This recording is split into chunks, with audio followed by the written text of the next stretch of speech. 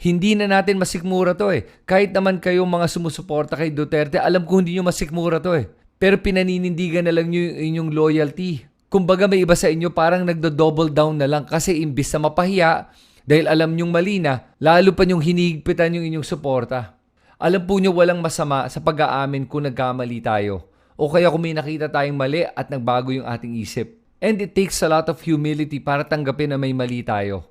Kaya kung isa kang sumusuporta kay Duterte pero napapanood mo tong video na to at nagme-make sense yung sinasabi ko, sana po magising na tayong lahat at sana po magkaisa na tayo para sa tunay na kapayapaan at hustisya para sa ating bansa.